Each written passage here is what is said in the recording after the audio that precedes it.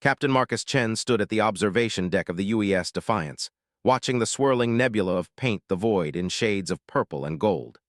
3 years had passed since humanity's first contact with the Zephyrian Empire, and the scars from that initial encounter still burned fresh in his memory.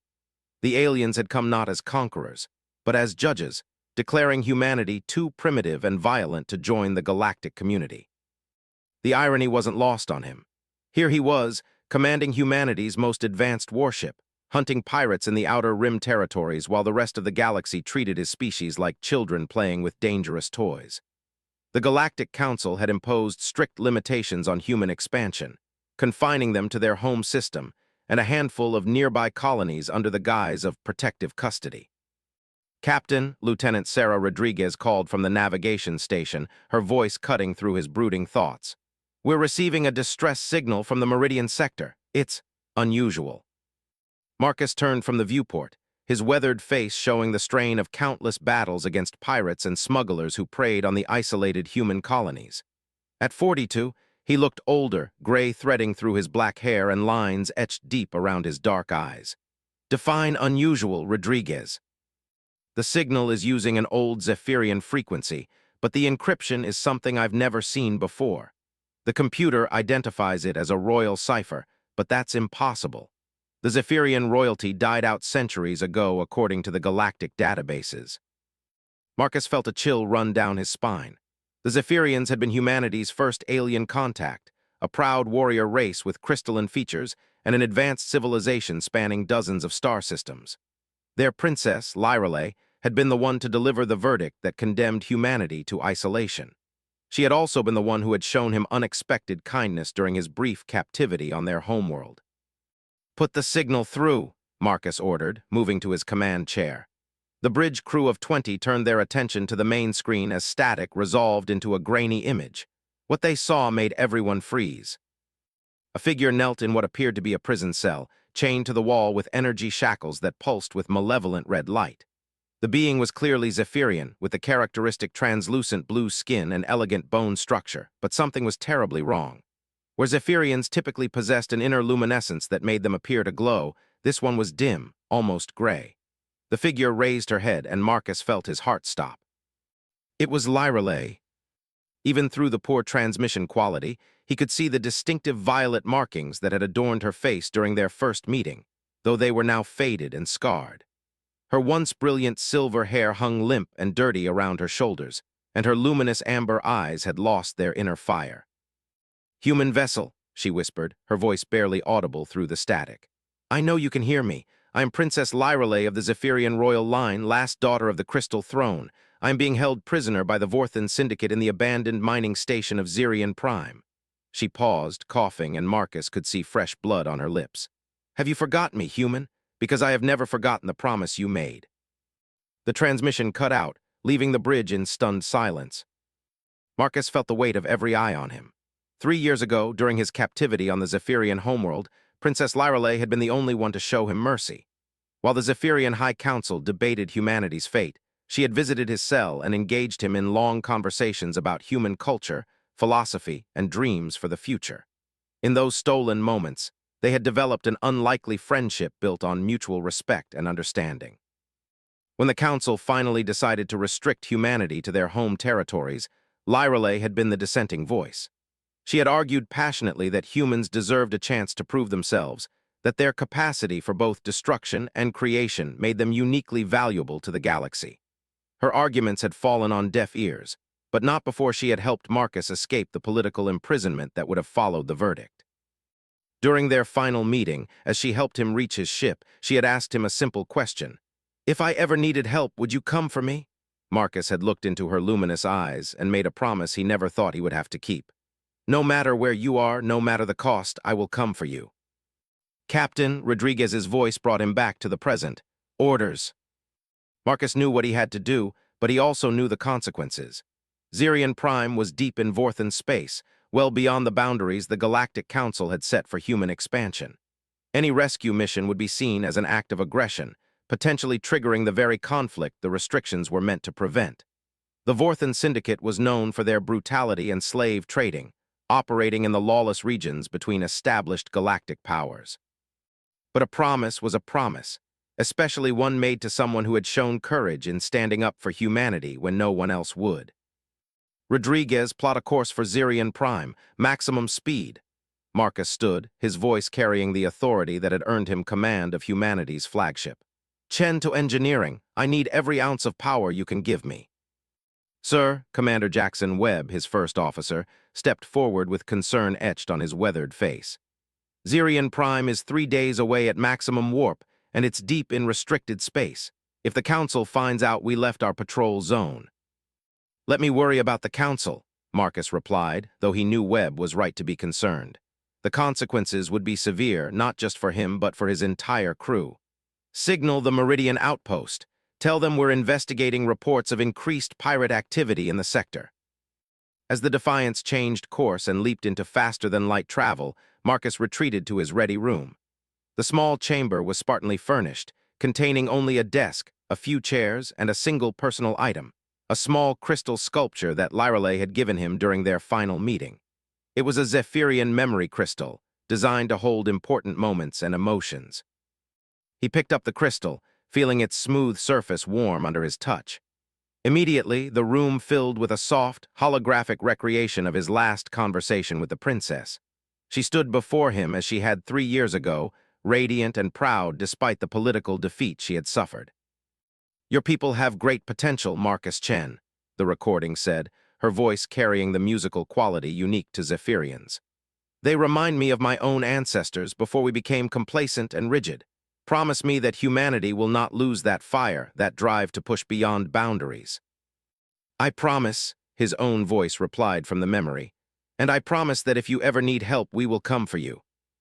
The hologram smiled, an expression of such genuine warmth that it made his chest tighten. I believe you will. Humans are remarkable in their capacity for loyalty and sacrifice.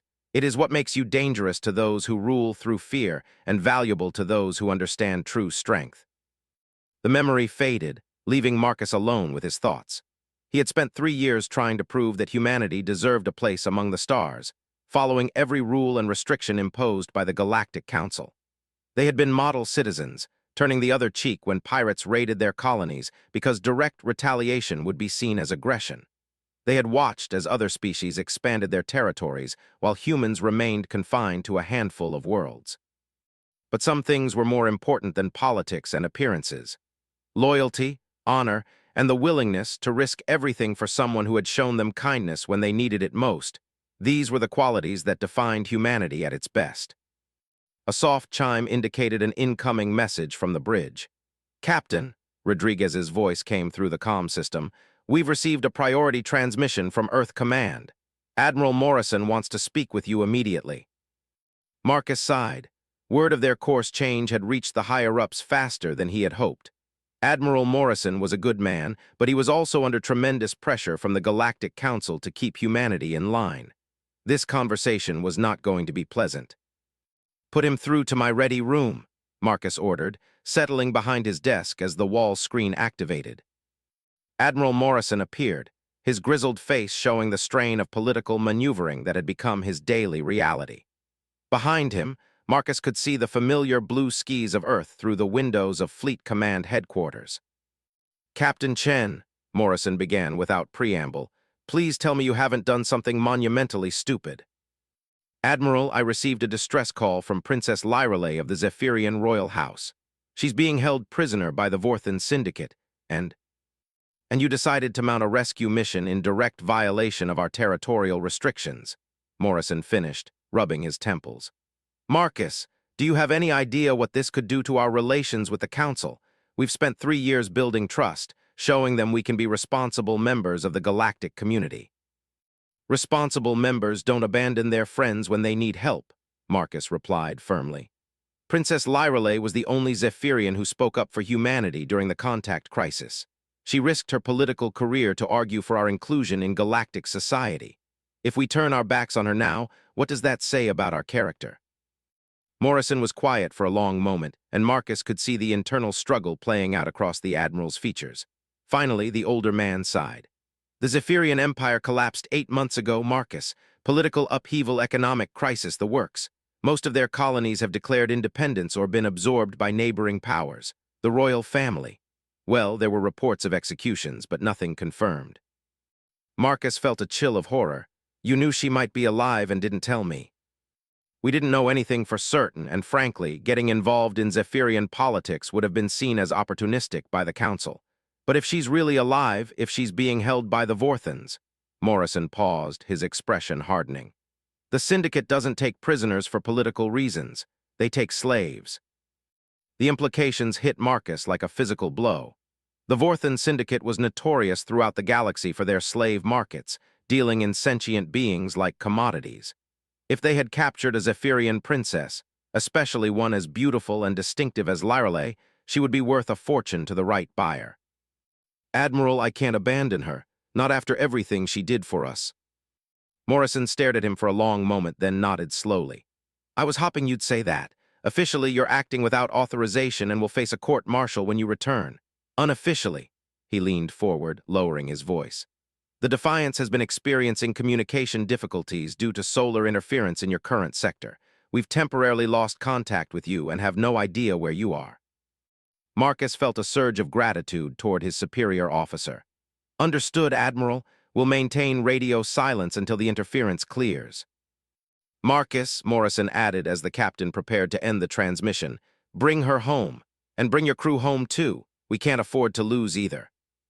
As the screen went dark, Marcus leaned back in his chair and considered the task ahead. Zirian Prime was a fortress built into a hollowed-out asteroid, surrounded by automated defense platforms and patrolled by Vorthon warships. Getting in would require stealth and precise timing. Getting out with a prisoner would be nearly impossible. But humans had built their entire history on achieving the impossible. Marcus returned to the bridge to find his crew preparing for the mission with quiet efficiency. These were men and women who had volunteered for the most dangerous assignments, who had signed up to serve on humanity's flagship, knowing that they would be targets for every species that viewed humans as a threat. They were the best of the best, and Marcus trusted them with his life. Status report, he ordered as he took his command chair. We'll reach the outer edge of the Zirian system in 67 hours, Rodriguez reported from navigation. Long-range sensors show 3 Vorthon cruisers patrolling the system perimeter and at least 24 smaller vessels around the mining station itself. What about the station's defenses? Marcus asked. Lieutenant Commander Sarah Kim, his tactical officer, pulled up a holographic display of Zirian Prime. The station is built into a Class M asteroid approximately 15 kilometers in diameter. External sensors show automated plasma cannon turrets covering all approach vectors, plus what appears to be a shield generator protecting the main docking bays. Marcus studied the display, noting the patterns of patrol routes and defensive coverage. Weak points. The station was designed for mining operations, not as a fortress, Kim replied. There are several maintenance shafts and ore processing vents that might be large enough for a shuttle. The problem is that they're all monitored by automated systems. What about the princess's location within the station? Webb asked. Unknown, Rodriguez admitted. The transmission came from somewhere inside the facility, but we couldn't pinpoint the exact location.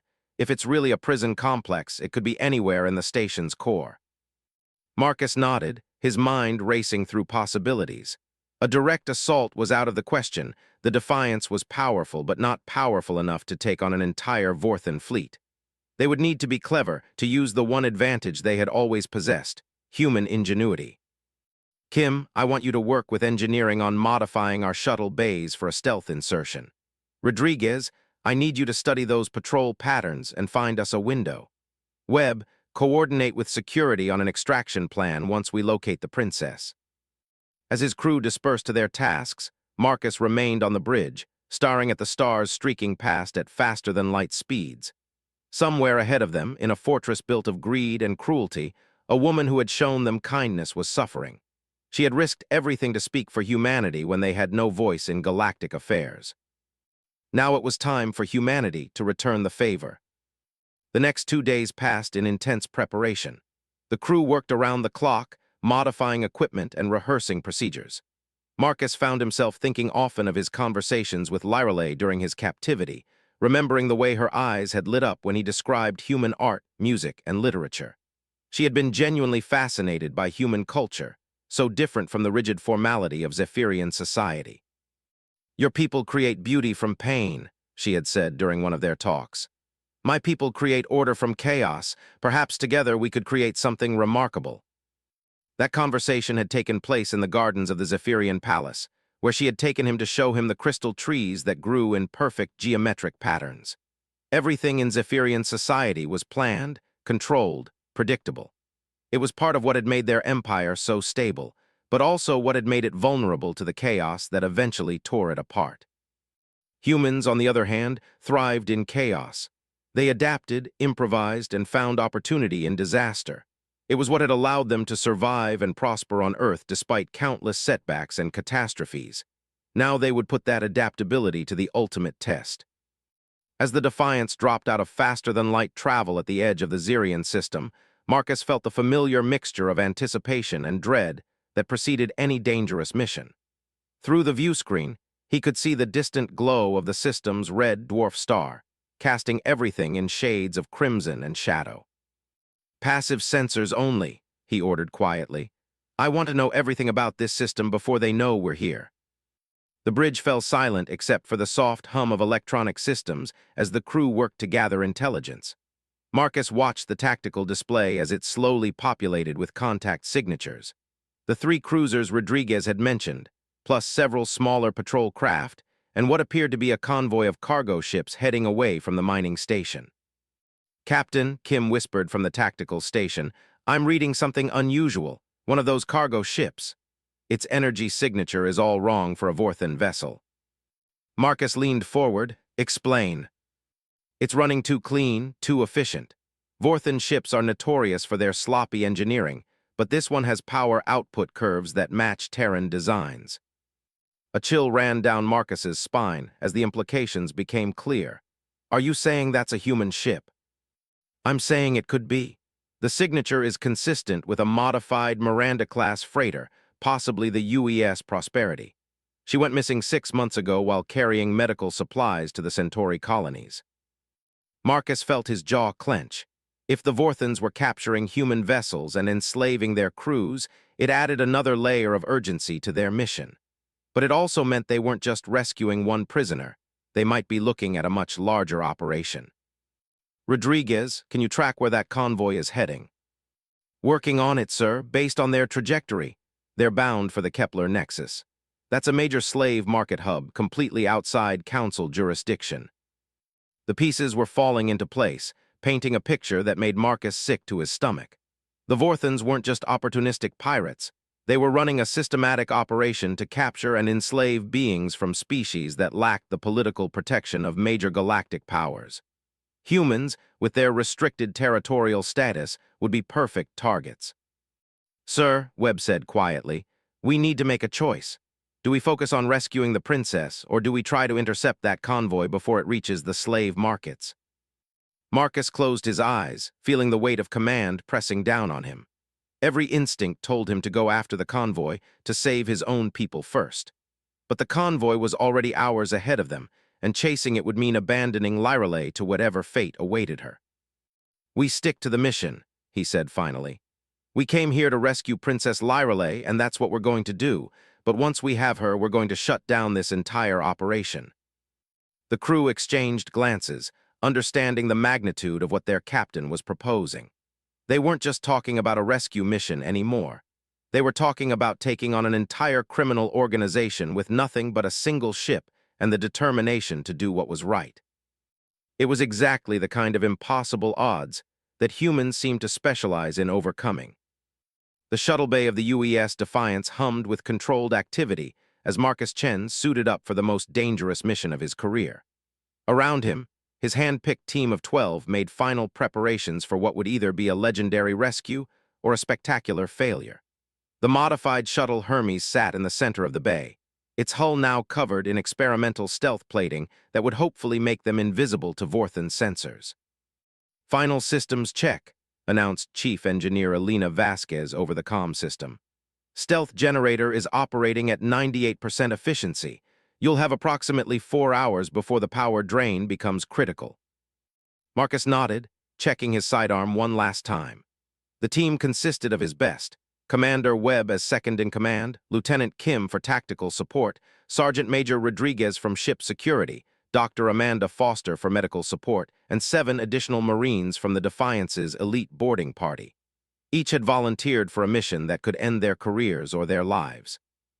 "Remember," Marcus addressed his team as they boarded the shuttle, "we go in quiet. The princess could be anywhere in that facility, and we don't know what condition she's in. Our primary objective is extraction, but if we can gather intelligence on their overall operation, we take it." The shuttle launched silently into the void, its stealth systems rendering it nearly invisible against the starfield. Marcus took the pilot's seat, drawing on years of experience flying reconnaissance missions in hostile territory. The Zirian mining station grew larger in the viewscreen as they approached, a massive construct of metal and rock that bristled with defensive weaponry. "Holy Mother of," Rodriguez whispered from the co-pilot's seat, "that thing must house 50,000 people."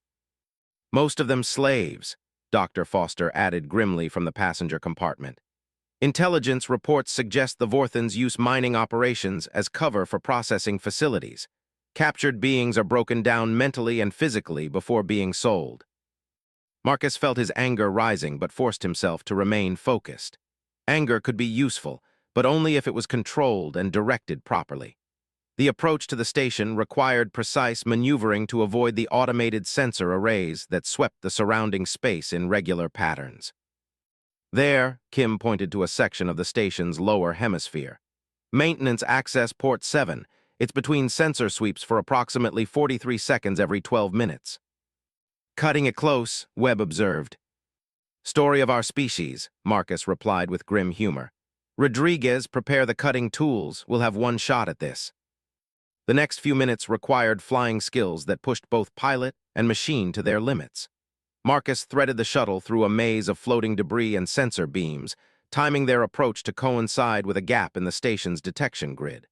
The Hermes slipped through space like a predator stalking prey, its modified engines producing virtually no electromagnetic signature. 30 seconds to the access port," Kim reported, monitoring their approach vector.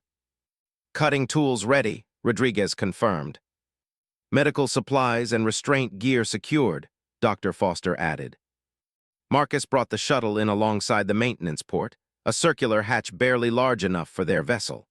The cutting torch made quick work of the outer seal, creating an opening just wide enough for the team to enter. They moved with practiced efficiency, each member knowing their role in the operation. The interior of the station was a nightmare of industrial machinery and poor lighting. Massive ore processors filled cathedral-sized chambers, their grinding mechanisms creating a constant din that would mask their movements. The air was thick with dust and the acrid smell of superheated metal. "Stay close and keep your weapons ready," Marcus ordered as they made their way through the maintenance corridors. Vorthan guards are known for their paranoia. They encountered their first checkpoint after 10 minutes of careful movement.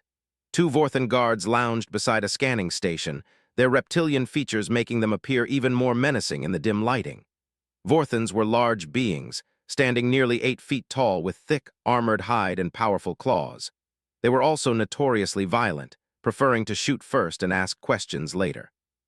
Marcus signaled for his team to take position, then activated a small device that would disrupt the local surveillance systems. The guards had just enough time to look confused before Rodriguez and 2 Marines appeared from the shadows, stunning them with neural disruptors set to maximum. The Vorthans dropped without a sound. "Drag them into the storage closet," Webb ordered quietly. "Make it look like they abandoned their post." As they moved deeper into the station, the signs of its true purpose became more apparent. They passed sealed chambers filled with the sound of machinery that clearly wasn't designed for mining. The corridors were wider than necessary for industrial work, and there were too many security checkpoints for a simple mining operation. "Captain," Kim whispered, consulting her handheld scanner, "I'm reading multiple life signs in the lower levels, hundreds of them packed into small spaces." "Holding cells," Dr. Foster confirmed with barely controlled rage. "This is definitely a processing facility." They encountered their first group of prisoners after another 15 minutes of careful movement. Through a reinforced window, they could see dozens of beings from various species locked in cramped cells. Most appeared to be in poor condition, showing signs of malnutrition and abuse. Marcus felt his resolve harden as he watched a Vorthan guard strike a prisoner for no apparent reason. "We'll come back for them," he promised quietly. "First, we find the princess." The search continued for another hour before they finally located what appeared to be a high-security section. The corridors here were cleaner, better lit, and heavily guarded. Electronic locks replaced the simple mechanical barriers they had encountered elsewhere, and energy barriers blocked access to certain areas. "This has to be it," Webb whispered as they observed the layout from a maintenance alcove. "VIP prisoners would be held in the most secure location." "I count 12 guards visible, probably more we can't see," Kim reported from her position at the corner. "Energy barriers on all cell entrances, central control station for the entire section." Marcus studied the tactical situation, his mind racing through possibilities. A direct assault would alert the entire station and bring hundreds of guards down on them. They needed to be clever, to use the element of surprise to maximum advantage. "Rodriguez, can you access their computer systems from here?" The security chief consulted her equipment. "Possible, but it would take time. Vorthan encryption is primitive but layered. Give me 20 minutes and I might be able to disable the energy barriers." "We don't have 20 minutes," Marcus replied, watching the guard patrols. "They change shifts in 15. When the new guards arrive, they'll notice if the barriers are down." "Then we do this the hard way," Webb said, checking his weapon. "No," Marcus said slowly, an idea forming. "We do this the human way." He outlined his plan quickly, and his team exchanged the kind of looks that soldiers give each other when they realize their commander has either had a moment of genius or has completely lost his mind. The plan was audacious, requiring split-second timing and no small amount of luck. Marcus activated his comm unit and began broadcasting on a frequency that would be detected by the station's security systems. Speaking in accented standard Galactic, he imitated the harsh tones of Vorthan's speech. "Security alert level 7. Escaped prisoner in section 12. All available guards respond immediately." The effect was immediate. Half the visible guards abandoned their posts, rushing toward the non-existent crisis in section 12. Marcus waited until they were out of sight, then led his team in a coordinated assault on the remaining positions. The Marines moved like shadows, taking down guards with silent efficiency before they could raise an alarm. Rodriguez reached the control station and began working on the barrier controls while Kim covered her from a defensive position. "Got it," Rodriguez announced as the energy barriers flickered and died. "But this won't last long. Security will figure out the ruse in a few minutes." Marcus was already moving toward the cells, scanning each one for any sign of Princess Lyrelay. Most contained beings he didn't recognize, though he spotted what might have been crew members from the missing human freighter. Finally, in the last cell at the end of the corridor, he found her. The Princess Lyrelay he remembered had been radiant, a being of light and grace who commanded respect through presence rather than force. The figure huddled in the corner of the cell was barely recognizable. Her once luminous skin was gray and scarred, her elegant features marked by exhaustion and abuse. The energy shackles around her wrists and ankles had left permanent burn marks, and her famous silver hair had been roughly cut short. But her amber eyes still held the intelligence and dignity that Marcus remembered. "Princess," he said softly, kneeling beside her, "I'm here to take you home." She looked up at him with an expression of disbelief that slowly transformed into recognition.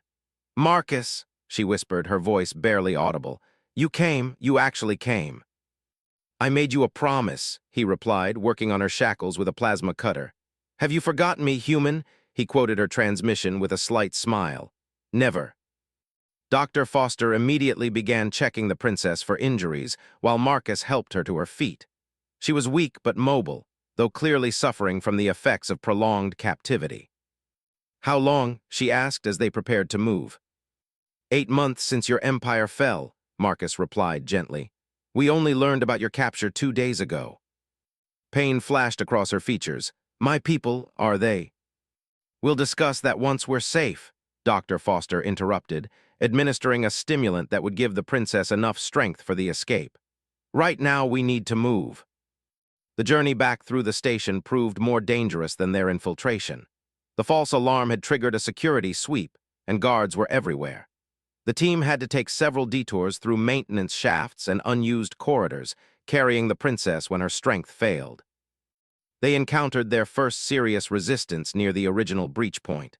A squad of Vorthan guards had discovered their entry route and was waiting in ambush. The firefight was brief but intense, with energy weapons lighting up the dark corridors. "Rodriguez, take Kim and get the princess to the shuttle," Marcus ordered as he and Webb held the defensive line.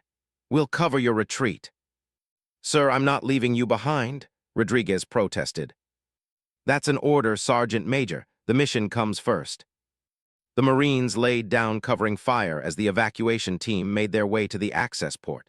Marcus and Webb fell back by stages, using their superior training and equipment to outfight the numerically superior Vorthans.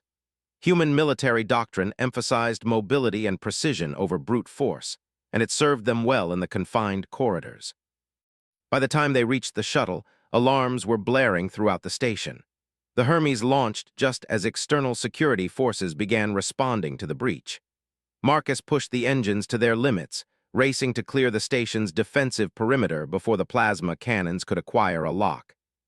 "Stealth generator is overloading," Webb reported from the engineering station. "We're running out of time." Through the view screen, Marcus could see Vorthan patrol ships beginning to converge on their position. The shuttle's stealth capabilities were failing just as they needed them most. In a few moments, they would be exposed and outgunned. That's when the UES Defiance appeared. The human warship dropped out of faster-than-light travel directly between the shuttle and the pursuing Vorthans, her massive bulk blocking the enemy's line of fire. Captain Chen had gambled that his crew would complete the rescue in time for a coordinated extraction, and the gamble had paid off. "Hermes to Defiance," Marcus transmitted as the shuttle raced toward the docking bay. "Package secured and in need of immediate medical attention." "Roger that, Hermes. Welcome home." As the shuttle settled into its berth, Marcus looked back at Princess Lyreley. Dr. Foster had her stabilized, but it was clear that her ordeal had taken a severe physical and psychological toll. The proud, luminous being he remembered was still there, but hidden beneath layers of trauma and loss. "Thank you," she said quietly, grasping his hand with surprising strength. "I knew you would come.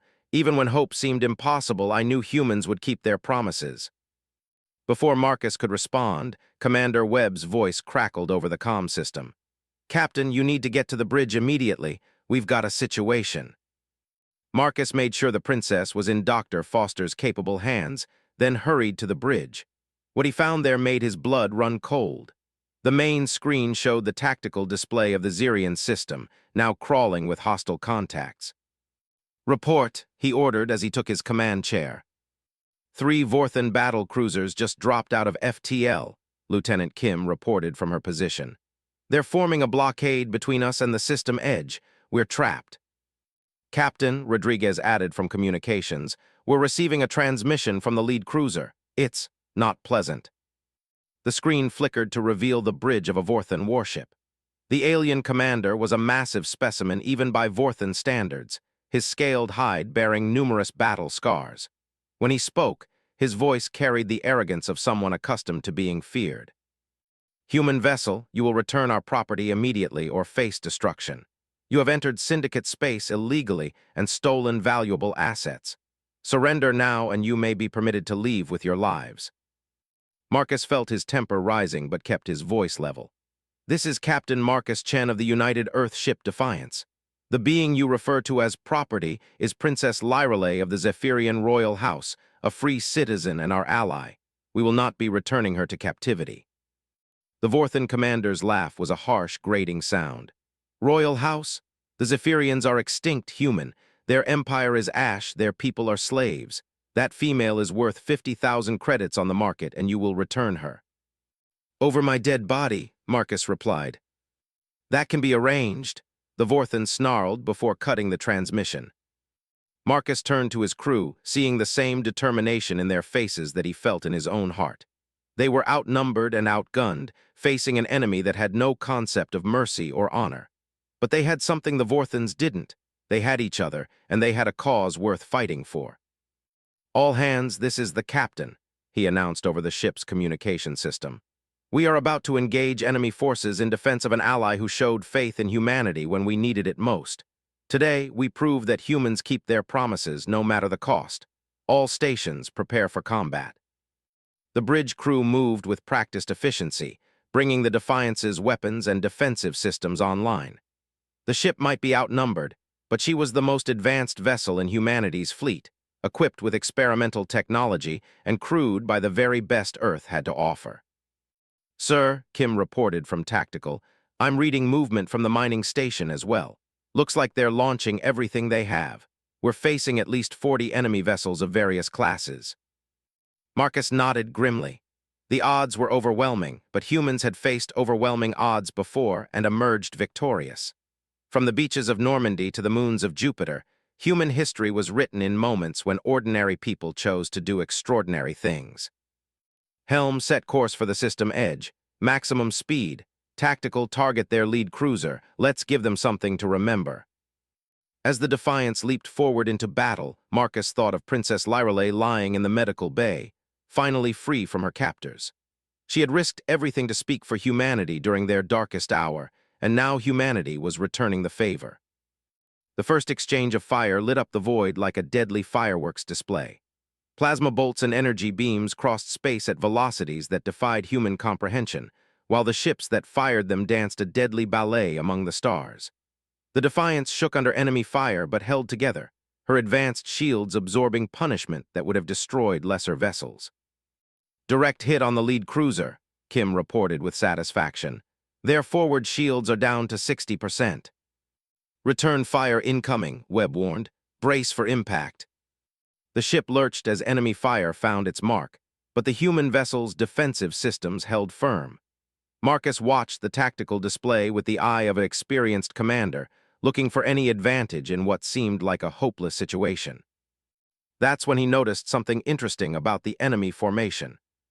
Kim analyzed the Vorthan battle pattern. Are they protecting something?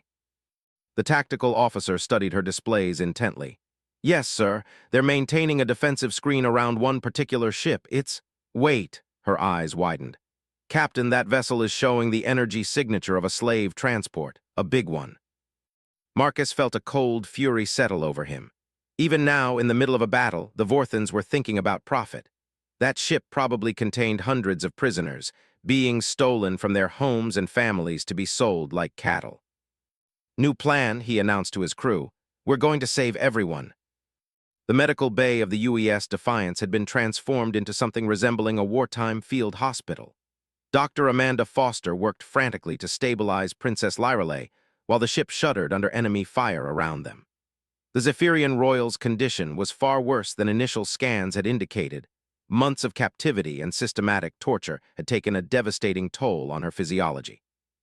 "Her cellular structure is breaking down," Dr. Foster reported to Captain Chen via comlink. "Whatever they did to her, it's disrupted her natural bioluminescence. For a Zephyrian, that's like poisoning a human's bloodstream. She's literally dying from the inside out."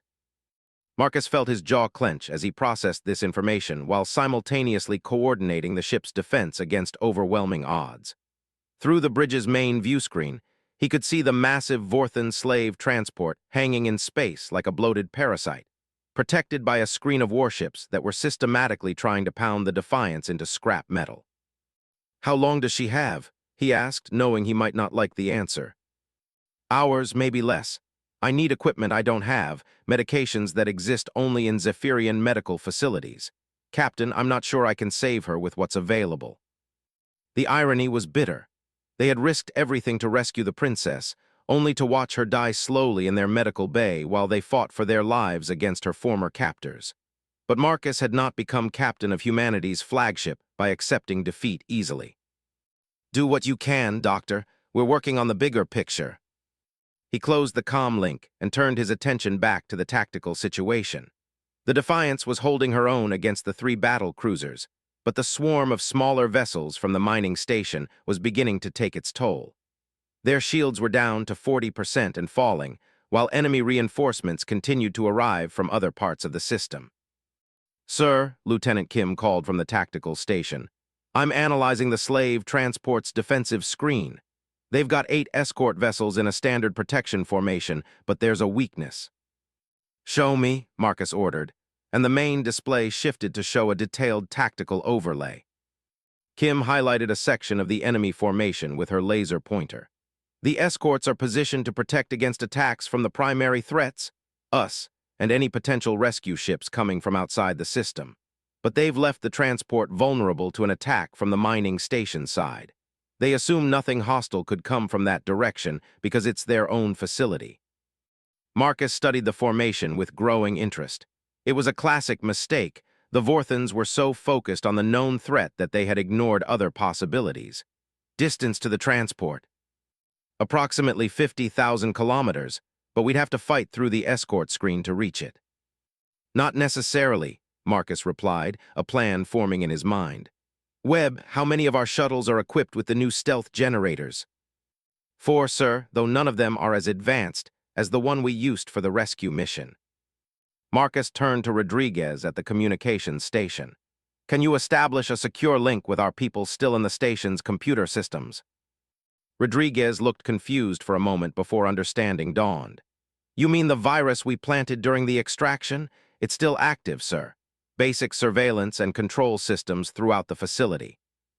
During their rescue of Princess Lyrale, Sergeant Major Rodriguez had managed to plant a sophisticated computer virus in the mining station's networks. Originally intended as a way to delay pursuit, the virus had been designed to give them limited access to the station's systems for several hours. "Perfect. Kim, I want you to work with Rodriguez on something creative. Can we use the mining station's own defensive systems against the escort formation?" The tactical officer's eyes lit up with understanding. "Sir, if we can gain control of even a few of the station's plasma cannons, we might be able to create a diversion. The escorts would have to respond to fire coming from their own base." "My thoughts exactly. Rodriguez, can the virus handle that level of system intrusion?" "It's possible, sir, but I'd need to modify the code in real time. Give me 15 minutes and access to the ship's main computer core." "You have 5 minutes," Marcus replied as the ship shook under another barrage of enemy fire. "We don't have 15. As his crew worked frantically to implement his plan, Marcus found himself thinking about the larger implications of what they were attempting. The Galactic Council had imposed restrictions on humanity precisely because they feared human unpredictability and aggression. Here he was, about to prove their point by attacking a slave transport with weapons stolen from the enemy's own facility. But some things were more important than political considerations. The beings aboard that transport were suffering the same fate that Lyrale had endured, or worse. If humanity was going to be condemned as violent and unpredictable anyway, they might as well make it count. "Captain," Rodriguez reported, "I'm in. I have limited control over 6 plasma cannon turrets on the station's outer ring. I can target the escort formation, but the firing solutions are going to be rough." "Do it," Marcus ordered without hesitation. The effect was immediate and spectacular. Massive plasma bolts suddenly erupted from the mining station, striking 2 of the escort vessels with devastating force. The Vorthon formation dissolved into chaos as ships scrambled to respond to what appeared to be an attack from their own base. "Now," Marcus shouted, "all shuttles launch target the slave transport." 4 shuttles shot from the Defiance's bays like arrows from a bow, their stealth systems rendering them nearly invisible against the backdrop of the confused battle. Marcus watched the tactical display with intense concentration, knowing that everything depended on the next few minutes. The lead shuttle, commanded by Commander Webb, reached the slave transport first. Instead of attacking the vessel's hull, Webb followed the plan they had hastily devised: disable the ship's engines and life support controls, forcing it to shut down its systems to prevent total life support failure. "Transport is dead in space," Webb reported via tight beam transmission. "Beginning boarding operations." What followed was the most complex rescue operation in human military history. While the Defiance continued to engage the main Vorthon force, drawing their attention away from the transport, Webb's teams worked their way through the massive slave ship's corridors. What they found there would haunt their dreams for years to come. The transport was a floating nightmare, designed to hold as many beings as possible in the smallest possible space. Beings from dozens of species were packed into cargo holds with minimal life support, many showing signs of malnutrition and systematic abuse. The ship's manifest, when Rodriguez finally cracked the computer systems, revealed the scope of the syndicate's operation. Over 1,200 prisoners from 47 different worlds. "My God," Dr. Foster's voice came over the comm as she joined the boarding teams. "Some of these beings have been here for months. The medical situation is critical across the board." But it was in the ship's secured detention area that they made their most shocking discovery. Commander Webb's voice was tight with controlled rage when he reported back to the Defiance. "Captain, you need to see this. We've found the crew of the UES Prosperity, but that's not the worst of it. There are humans here from ships I've never heard of. Some of these people have been missing for over a year." The implications hit Marcus like a physical blow. The Vorthan Syndicate hadn't just captured one human vessel. They had been systematically targeting human shipping for months, maybe longer. The restricted territorial boundaries imposed by the Galactic Council had made human ships easy targets in the outer systems, where they had no protection and no recourse. "How many?" Marcus asked, though he dreaded the answer. 47 humans from 6 different ships, sir. The Prosperity, the merchant vessel Golden Dawn, the explorer ship Curiosity, and 3 others. They've been selling our people into slavery while the Council debates our worthiness to join galactic society. Marcus felt a cold rage building in his chest. While humanity had been playing by the Council's rules, proving their peaceful intentions and accepting restrictions on their expansion, criminals had been preying on human civilians with impunity. The very isolation that was supposed to protect humanity had made them vulnerable to predators. "Webb, get everyone off that ship. Transfer the wounded to our medical facilities and prepare the others for evacuation. We're taking them all home." "Sir," Kim interrupted from the tactical station, "the Vorthan battle group is regrouping. They've figured out what we're doing and they're moving to retake the transport." Marcus looked at the tactical display and realized they were facing an impossible situation. The Defiance could hold off the Vorthan warships, but not while simultaneously protecting a disabled slave transport and coordinating the evacuation of over 1,200 prisoners. They needed more time, more resources, more ships. They needed a miracle. That's when Princess Lyreley appeared on the bridge. Dr. Foster was practically carrying the Zephyrian Royal, who looked like she might collapse at any moment. Her gray skin was almost translucent, and her once bright eyes were dim with exhaustion. But when she spoke, her voice carried the authority that had once commanded an empire. "Captain Chen," she said formally, "I request permission to use your communications array." "Princess, you should be in medical care." "Please." The simple word carried such dignity and determination that Marcus found himself nodding. Lyreley made her way to the communications station with Dr. Foster's help, her fingers dancing over the controls with surprising skill. "I need to broadcast on all frequencies, maximum power." "What are you doing?" Marcus asked.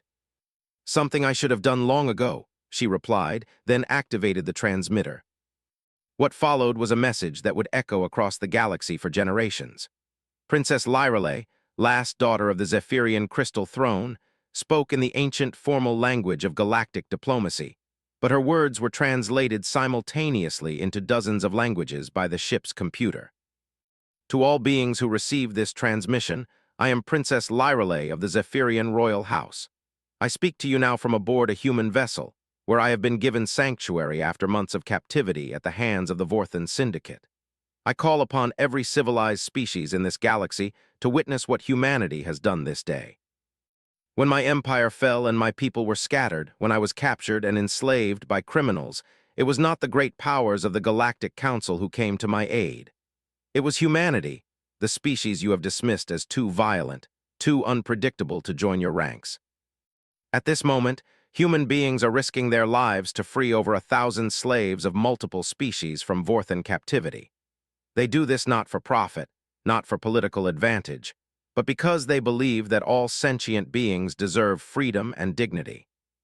The Galactic Council has spent 3 years debating humanity's worthiness, while these same humans have been defending the innocent and upholding the values the Council claims to represent. I say to you now, humanity has proven their worth not through words or politics, but through deeds and sacrifice. I hereby formally sponsor humanity's immediate entry into the Galactic Council with full membership rights. Any who would oppose this motion must first explain why they have done less to protect the innocent than the species they claim to judge. The transmission ended, leaving the bridge in stunned silence. Marcus stared at the princess, understanding the magnitude of what she had just done. A formal sponsorship from Zephyrian royalty, broadcast on open channels and witnessed by countless beings across the galaxy, could not be ignored by the council. "Princess," he said quietly, "you didn't have to." "Yes, I did." She swayed on her feet, and Dr. Foster immediately moved to support her. "Humanity saved me not because I was royal, not because I was valuable, but because you promised to help a friend. That is the kind of species the galaxy needs." Before Marcus could respond, Lieutenant Kim's voice cut through the moment. "Captain, we're receiving multiple faster-than-light signatures incoming. Looks like a fleet." The main screen shifted to show the tactical display as dozens of ships dropped out of faster-than-light travel around the system. Marcus felt his heart sink as he recognized the configuration. It was a Galactic Council enforcement fleet, probably responding to reports of the unauthorized human incursion. 47 ships, Kim reported. Multiple species, full battle formation there. Wait, she paused, studying her displays more carefully. "Sir, they're not targeting us. They're surrounding the Vorthan forces." The communications board lit up with incoming transmissions from the fleet. Marcus nodded to Rodriguez, who put the main transmission through to the bridge speakers. "This is Admiral Tivara of the Vulcan High Command, acting as Council Enforcement Commander. All Vorthan vessels will stand down immediately and prepare to be boarded. You are charged with violations of the Galactic Slave Trade Prohibition Act and multiple counts of piracy against protected shipping." The lead Vorthan commander's response was predictably belligerent. "This is sovereign syndicate territory. You have no jurisdiction here." Admiral Tivara's reply was coldly efficient. "Princess Lyrale's sponsorship broadcast has been received and logged by Council authority. Humanity is hereby granted emergency Council protection status. Your attacks on human vessels and personnel constitute acts of war against a Council member species. Surrender now or face the consequences." What followed was less a battle than an execution. The Vorthan forces found themselves outnumbered 10-1 by some of the most advanced warships in the galaxy. The few vessels that attempted to fight were quickly disabled or destroyed, while the rest surrendered in hopes of lenient treatment. Marcus watched the one-sided engagement with a mixture of satisfaction and amazement. In the space of a few hours, everything had changed. Humanity had gone from restricted species to full Council membership.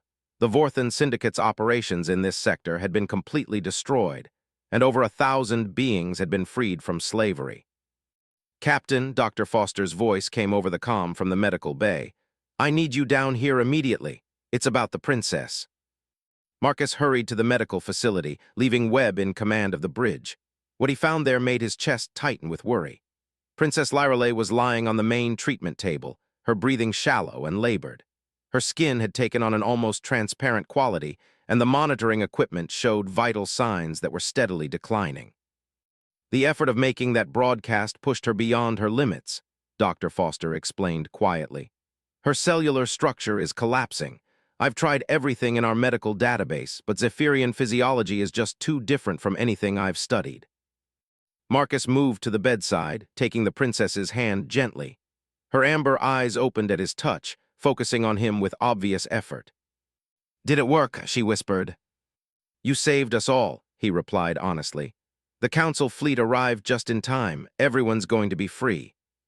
A smile crossed her pale features. "Good, that's good. Princess, we're going to get you to a proper medical facility. The Council ships will have Zephyrian medical specialists." Marcus, her grip on his hand, tightened with surprising strength. "Listen to me. What happened here today? It wasn't just about rescuing prisoners or fighting criminals. It was about proving something important." "What do you mean?" "The galaxy has become complacent, safe. The major powers focus on politics and procedure while beings suffer in the shadows. Humanity brings something different, the willingness to act when action is needed, to take risks for the sake of others." She paused, breathing heavily before continuing. "My people became so focused on order and tradition that we couldn't adapt when change came. We fell because we forgot how to fight for what mattered. Don't let that happen to your species." It won't, Marcus promised. We'll remember. See that you do. Her eyes began to drift closed. The galaxy needs humanity, Marcus, not as junior members or restricted partners, but as equals, as leaders when necessary. Dr. Foster checked her monitors and shook her head grimly. Her life signs are failing rapidly. I'm sorry, Captain. Without specialized Zephyrian medical technology, there's nothing more I can do. Marcus felt a deep sadness settle over him as he watched the woman who had risked everything to defend humanity slowly slip away. She had been a bridge between species, a voice of wisdom and courage in a galaxy that often seemed to lack both. But as he sat there holding her hand, he realized that her legacy would live on in the choice humanity now faced. They had proven themselves worthy of council membership, but more importantly, they had proven they were willing to fight for what was right regardless of the personal cost. The galaxy was about to learn what humanity could accomplish when they stopped asking for permission and started taking action. Princess Lyreley drew one last, shuddering breath, and then was still. The monitoring equipment fell silent, and Dr. Foster gently closed the royal's eyes with a reverence that transcended species barriers. She died free, Marcus said quietly, more to himself than to anyone else. She died knowing her people would be remembered for more than the empire that fell. As news of the princess's death spread through the ship, Marcus returned to the bridge to face the questions that would determine humanity's future. Admiral Tivara was requesting a meeting to discuss council integration procedures, and representatives from dozens of species wanted to speak with the humans who had just redefined galactic politics. But first, there was something else that needed to be done.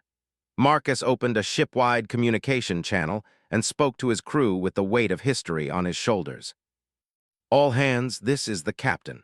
Princess Lyreley of the Zephyrian royal house died a few minutes ago from injuries sustained during her captivity. Her last act was to sponsor humanity's entry into the Galactic Council, ensuring that what happened here today would have lasting meaning. We came to this system to honor a promise made to a friend. We're leaving as full members of the galactic community with the responsibility that entails. Princess Lyreley believed that humanity could bring something unique to the galaxy, the courage to act when others hesitate, the willingness to fight for those who cannot fight for themselves. Today, we proved her right. Tomorrow, we begin the work of living up to her faith in us. As the Defiance prepared to rendezvous with the Council fleet, Marcus looked out at the stars and thought about the future. Humanity had finally taken its place among the civilized species of the galaxy, but they had done it on their own terms. They had shown that sometimes the greatest acts of civilization required a willingness to fight, and that true strength came not from following rules but from doing what was right.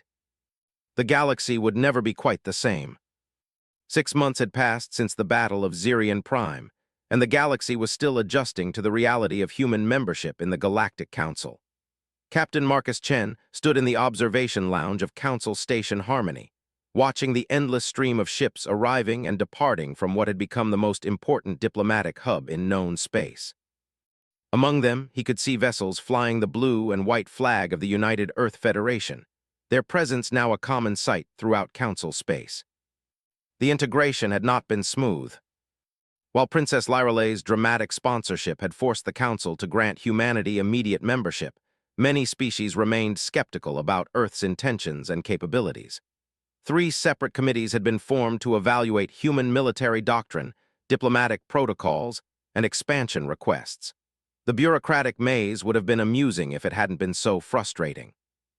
Captain Chen, a soft voice interrupted his thoughts. He turned to see Ambassador Vera Santos approaching, her formal diplomatic attire a sharp contrast to his naval uniform. Santos had been humanity's first ambassador to the Galactic Council, chosen for her linguistic abilities and patient temperament qualities that had been tested repeatedly over the past 6 months. Ambassador, Marcus nodded respectfully, how did the morning session go? Santos's expression was carefully neutral, but Marcus had learned to read the subtle signs of diplomatic stress.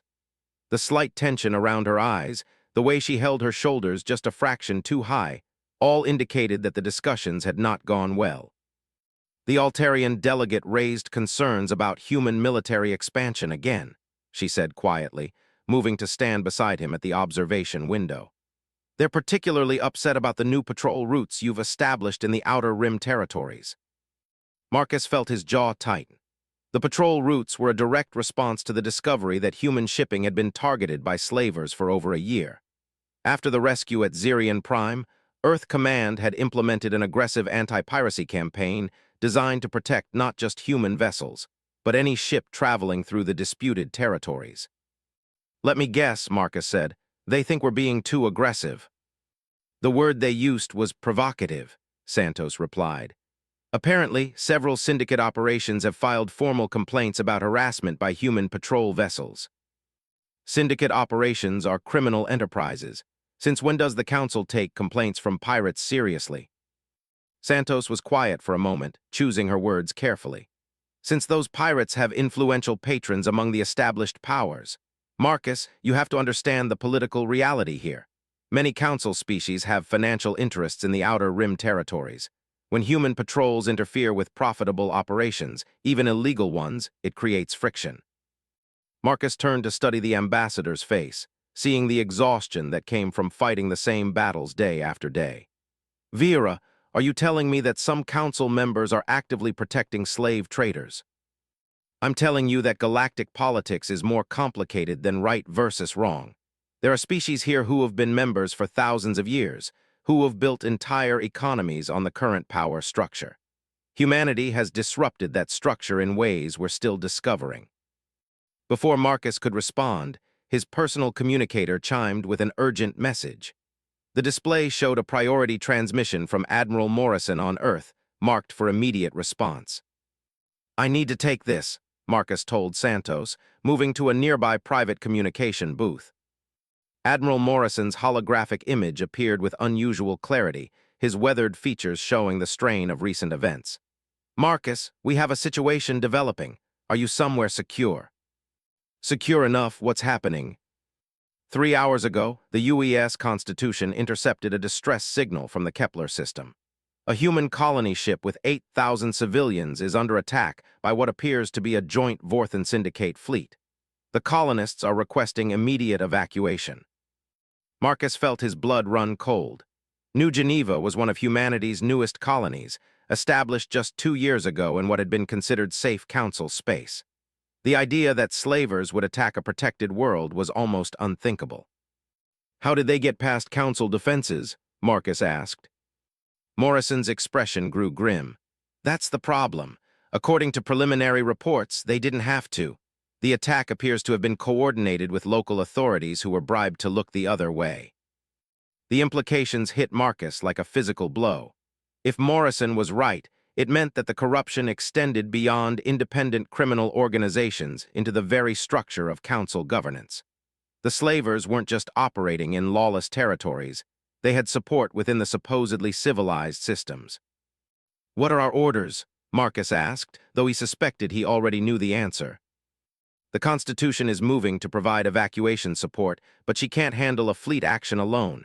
I'm ordering the Defiance to join her immediately." Morrison paused, his expression becoming even more serious. "Marcus, this is going to be seen as a major escalation by the Council.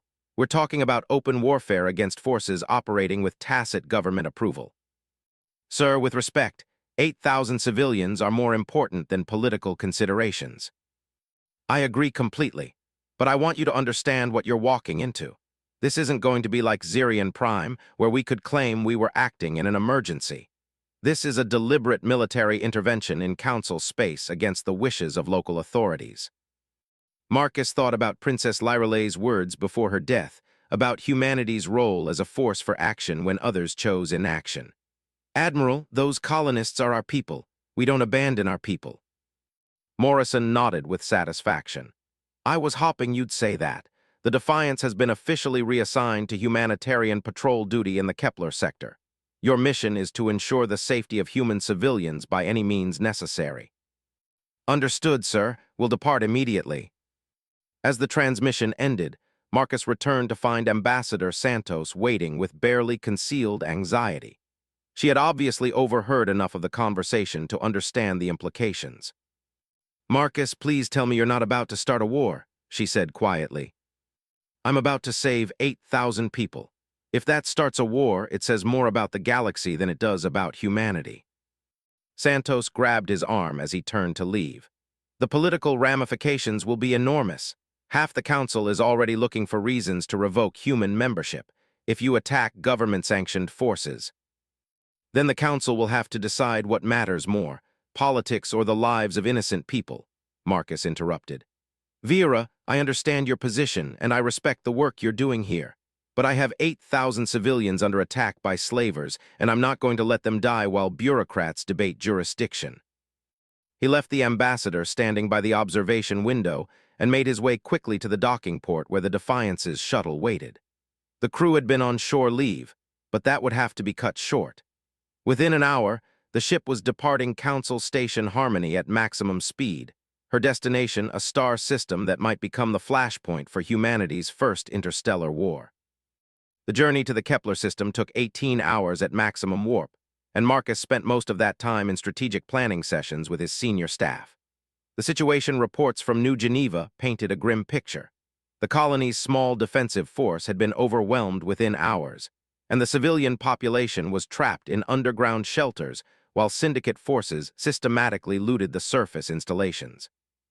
Intelligence reports indicate at least 12 enemy vessels, Lieutenant Kim reported during the final briefing. Mix of Vorthan heavy cruisers and converted civilian ships armed for raiding. The good news is that they're not expecting organized resistance. What about local council forces? Marcus asked. The Kepler Defense Authority has 3 patrol ships in the system, Commander Webb replied with obvious disgust. They've declared the situation under investigation and are maintaining a safe distance from the conflict zone. Marcus felt his temper rise but kept his voice level. Translation: they're being paid to look the other way while civilians are murdered. That's how I read it, sir, Webb confirmed. Dr. Foster, who had been quiet during most of the briefing, finally spoke up. Captain, I've been analyzing the reports from New Geneva.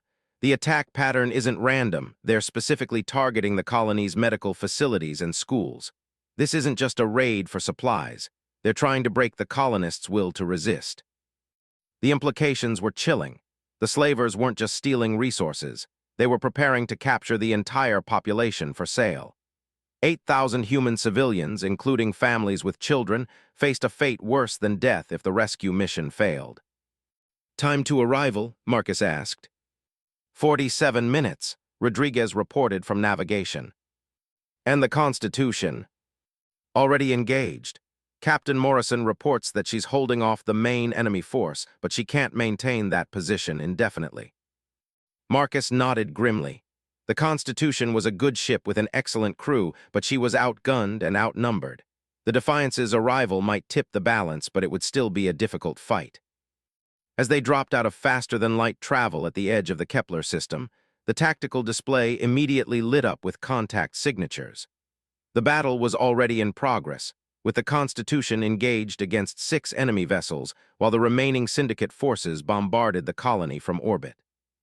All stations battle alert, Marcus announced over the ship's communication system. This is what we trained for, people. Let's bring our colonists home. The Defiance streaked toward the battle at maximum sublight speed, her weapons charging and shields at full power.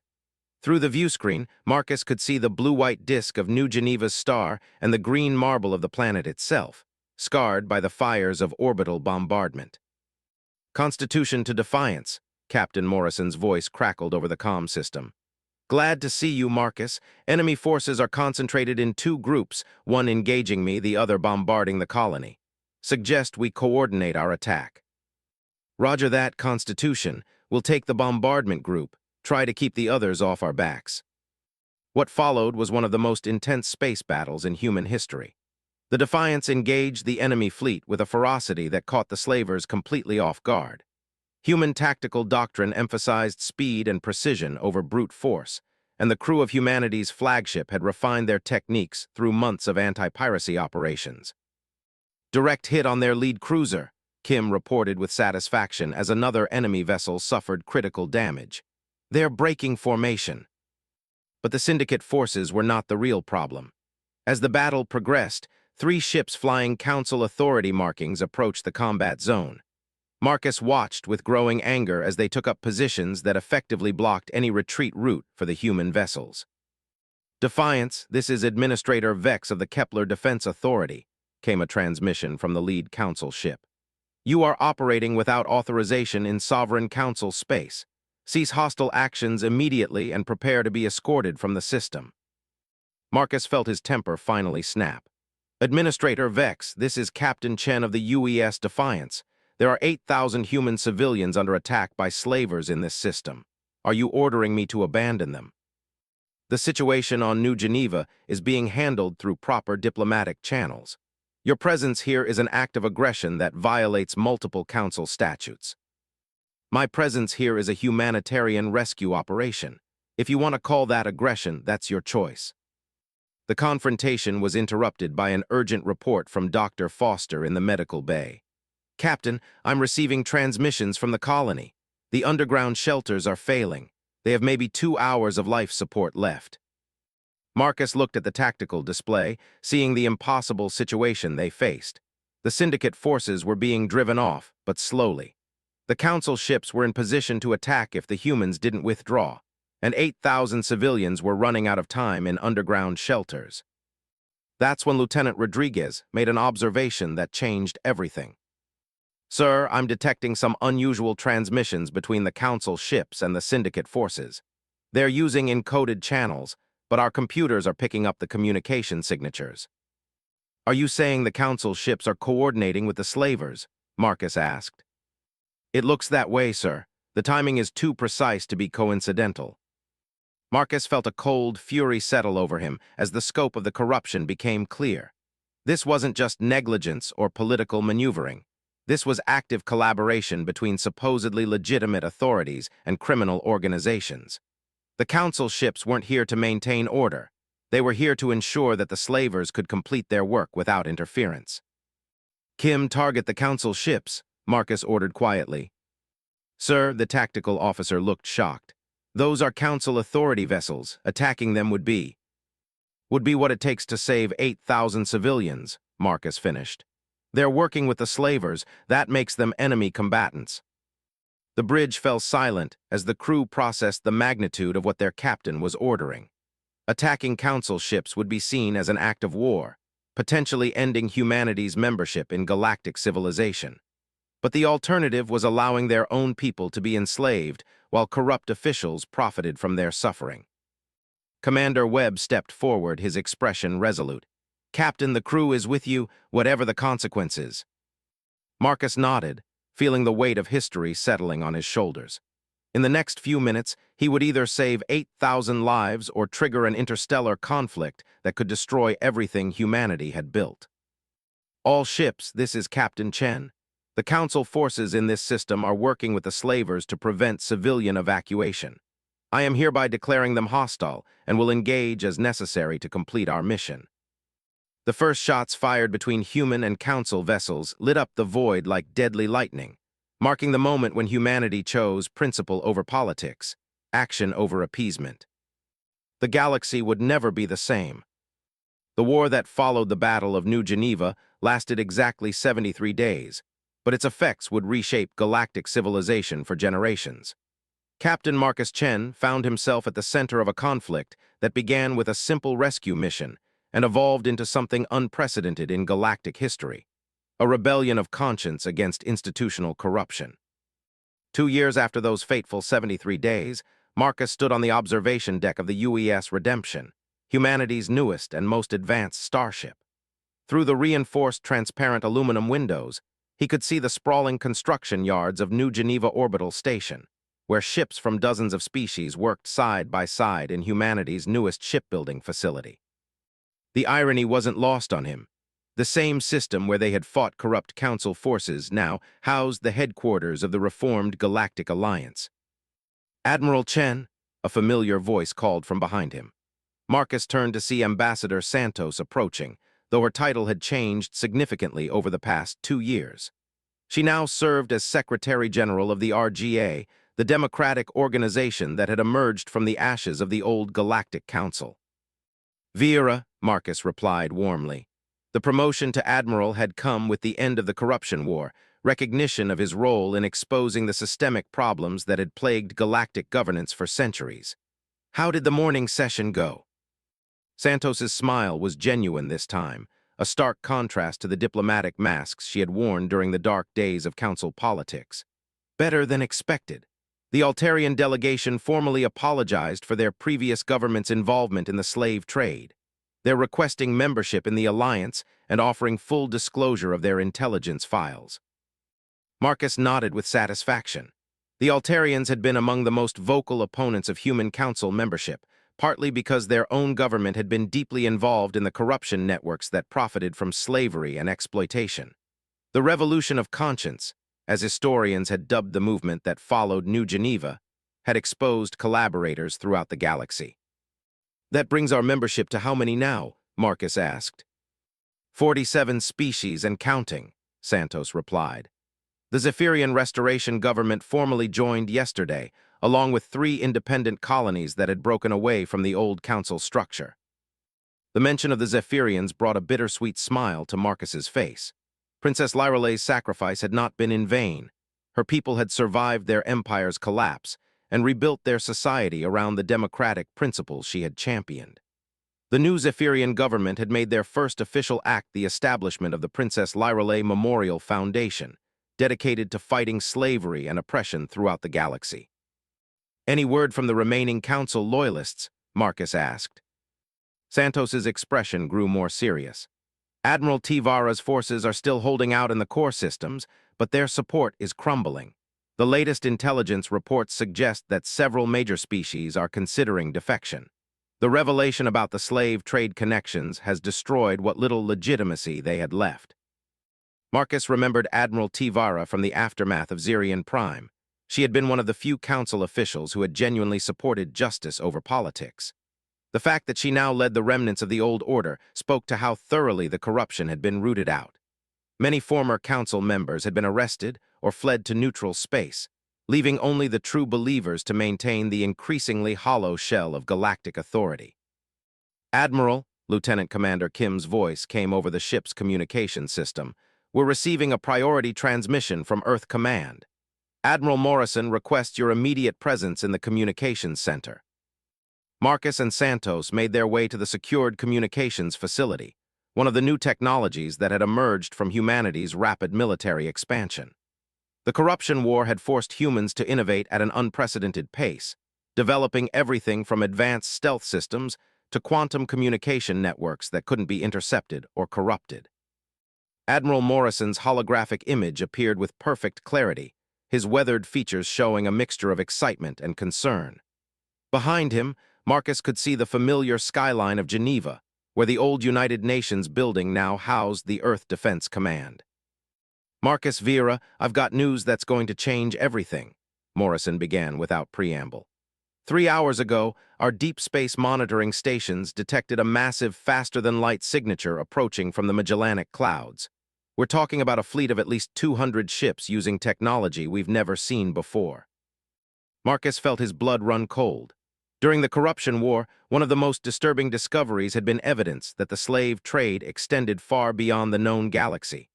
Some captured documents suggested that there were buyers for sentient beings in distant star systems, possibly even other galaxies. The possibility that those buyers might come looking for new supplies had been a constant worry for Alliance strategists. Are they hostile? Santos asked. Unknown. They're maintaining course toward our galaxy but haven't responded to any communication attempts. Estimated arrival time is 18 hours. Marcus studied the tactical information that Morrison was transmitting. The approaching fleet was massive, larger than anything in recorded galactic history. More concerning was the fact that their ships showed no design characteristics that matched any known species. What about their technology level? Marcus asked. That's the scary part, Morrison replied. Their faster-than-light drives are at least 50% more efficient than ours, and we're already ahead of most galactic species. They're using energy sources we can't identify and displaying levels of coordination that suggest either advanced AI or some form of collective consciousness. Santos was studying the data with growing concern.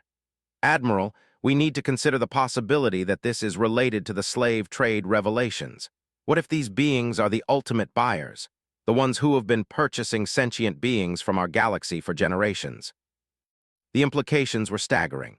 If Santos was right, the approaching fleet might represent a civilization that had built their entire society on the exploitation of other species.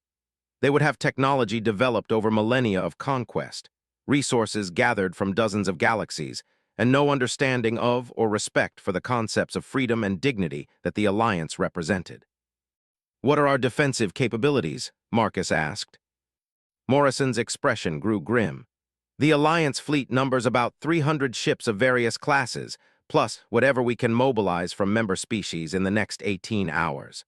The problem is that most of our vessels are still transitioning to the new democratic command structures. We've got excellent ships, but limited coordination between different species forces." Marcus thought about the challenge they faced. The reformed Galactic Alliance had been born from a revolution against corruption, but that same revolution had disrupted the military hierarchies that made large-scale fleet operations possible. Human ships worked well with other human vessels, and individual species had maintained their own command structures, but coordinating a multi-species defense would be extremely difficult. "There's another problem," Morrison continued. "The remaining Council loyalists are refusing to cooperate with Alliance forces. Admiral Tivara has stated that any attempt to coordinate a unified defense would be seen as an act of aggression against legitimate Council authority." Marcus felt his anger rising at the sheer stupidity of the political situation. Even facing an external threat of unprecedented magnitude, some beings were more concerned with maintaining their diminished power than protecting the galaxy they claimed to represent. "Recommendations?" Marcus asked. "I'm putting you in command of the Alliance fleet," Morrison replied. "The member species have agreed that human tactical doctrine offers the best chance against an unknown enemy. You'll have full authority to coordinate whatever defense we can manage." Before Marcus could respond, alarms began sounding throughout the ship. Lieutenant Kim's voice came over the communication system with obvious urgency. "Admiral, we're detecting multiple faster-than-light signatures throughout the system. The approaching fleet has broken into smaller groups and is approaching from multiple vectors simultaneously." Marcus and Santos hurried to the bridge, where the tactical displays showed a situation that was even worse than they had feared. The unknown fleet hadn't just arrived early.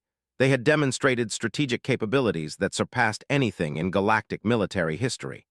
Instead of approaching as a single massive force, they had split into coordinated battle groups that were surrounding key systems throughout Alliance space. "They're not just attacking," Marcus realized aloud. "They're implementing a conquest strategy, multiple simultaneous strikes designed to prevent coordinated resistance." The main view screen flickered to life, showing the approach of 3 massive vessels toward New Geneva. Each ship was at least twice the size of the largest human dreadnought, their hulls gleaming with an organic smoothness that suggested biotechnology rather than conventional engineering. "Admiral," the communications officer reported, "we're receiving a transmission from the lead vessel. It's unusual." "Put it through," Marcus ordered. What appeared on the screen was unlike anything in galactic records. The being that spoke to them was vaguely humanoid but clearly artificial, its features perfectly symmetrical in a way that suggested either genetic engineering or mechanical construction. When it spoke, its voice carried harmonics that indicated multiple vocal cords or artificial sound generation. "Primitive beings of this galaxy," the entity said in perfectly clear Standard Galactic, "you have interfered with ordained commerce for the final time. For millennia, this galaxy has supplied our markets with inferior specimens suitable only for basic labor and entertainment. Recently, that supply has been disrupted by ideological contamination." Marcus felt his jaw clench as the true scope of the situation became clear. The slave trade that had operated in the shadows of galactic civilization had been feeding a market that extended far beyond their local star systems. Humanity's war against corruption had cut off a supply line that stretched across intergalactic space. "Your species," the entity continued, focusing its attention directly on the camera, "has been identified as the source of this contamination. Humans have introduced concepts of individual autonomy and collective resistance that threaten the natural order of commerce. This cannot be permitted to continue." The transmission shifted to show images that made Marcus's blood run cold. Beings from dozens of species, clearly marked with identification numbers and sorted by physical characteristics, were displayed like livestock in massive holding facilities. Among them, he could clearly see humans, Zephyrians, and representatives of every major galactic civilization. "We offer one opportunity for compliance," the entity continued. "Surrender the human leadership responsible for disrupting our markets, along with 1 million specimens from each species as compensation for losses. In return, we will permit your galaxy to continue existing under proper management."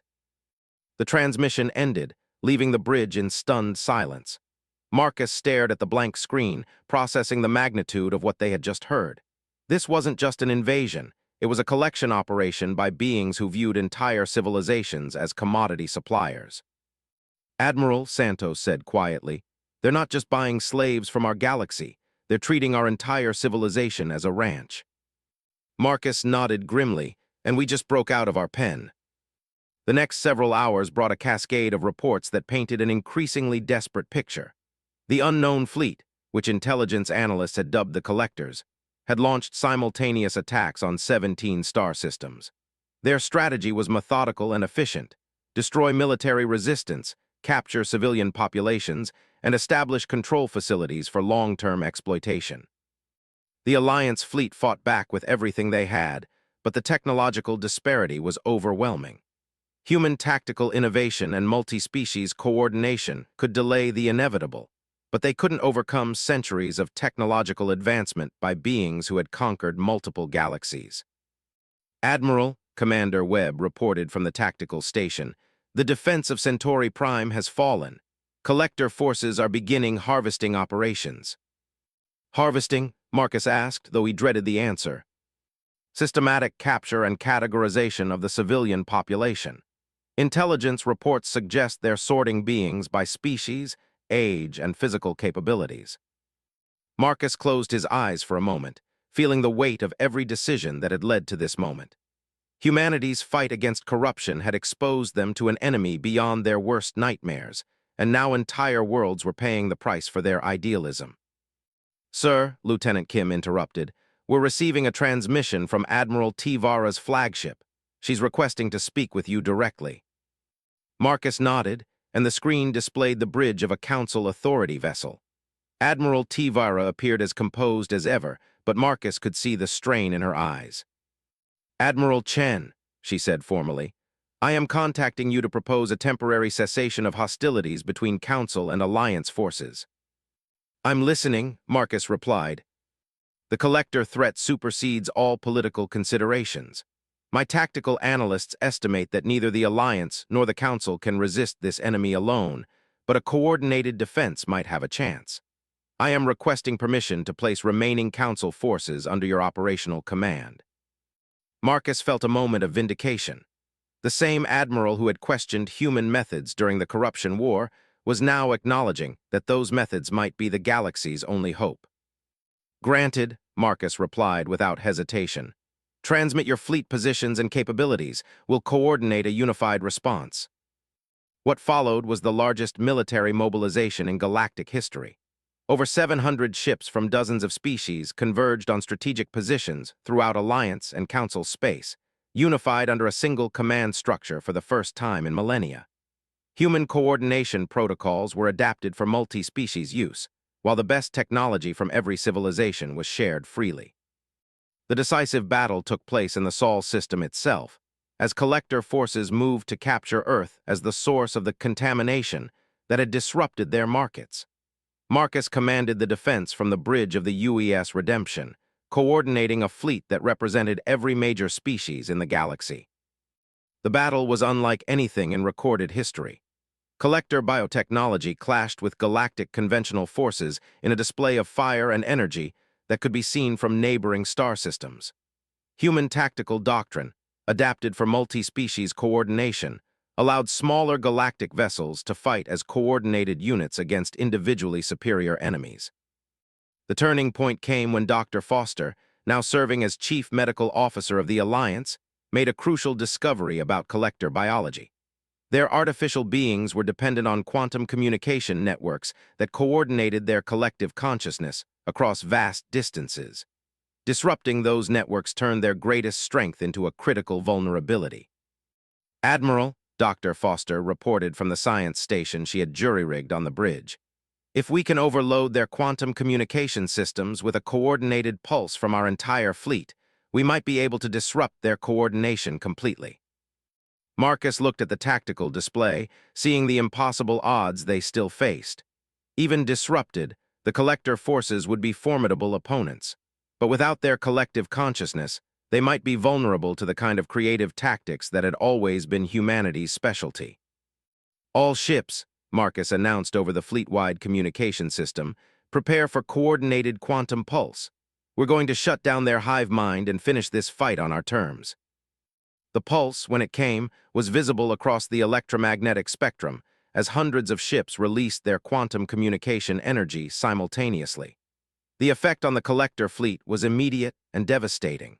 Ships that had moved with perfect coordination suddenly began colliding with each other, their biological crews apparently unable to function without their artificial guidance systems.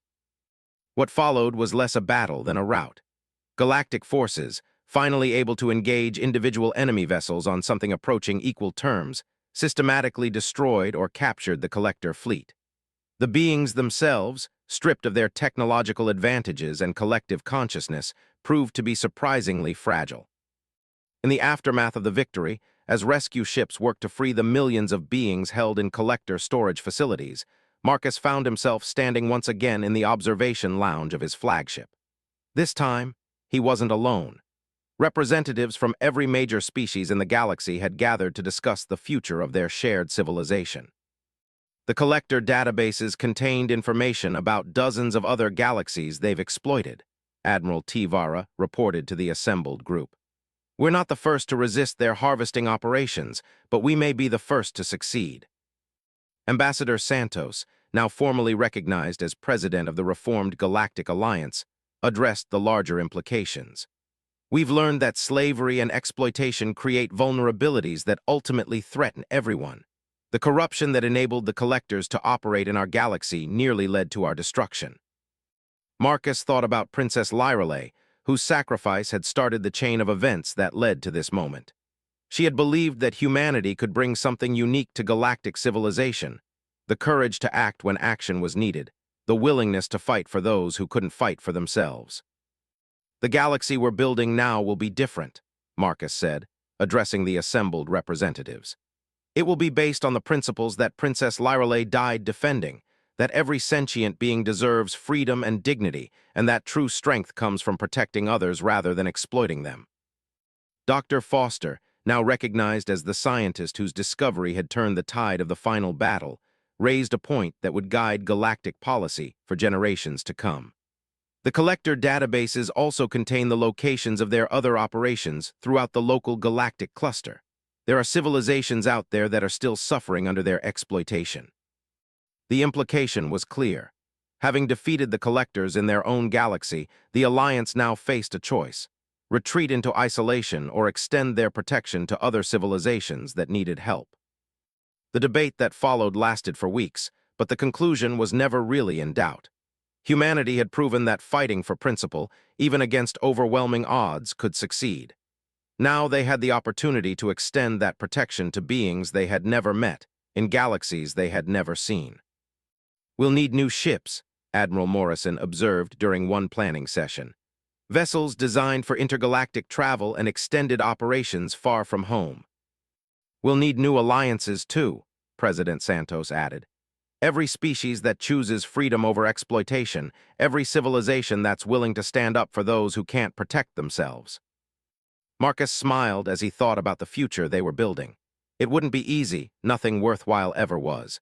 But humanity had learned something important during their journey from restricted species to galactic leaders. The universe was vast and dangerous, but it was also full of beings who shared their values when given the chance.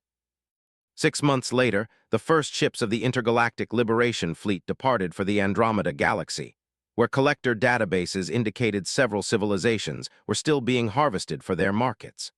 The fleet included vessels from 27 different species, all united under the banner of the reformed Galactic Alliance and the principles that Princess Lyreley had died defending. Captain Marcus Chen, now Admiral of the Liberation Fleet, stood on the bridge of the UES Princess Lyreley, humanity's most advanced exploration vessel. As the fleet made the quantum jump into intergalactic space, he thought about the promise he had made in a Zephyrian prison cell years ago. No matter where you are, no matter the cost, I will come for you. Princess Lyrale was gone, but her legacy lived on in every being they would free, every civilization they would liberate, every species they would give the chance to choose their own destiny. The galaxy had asked if humanity had forgotten her. The answer was written in the stars themselves: never,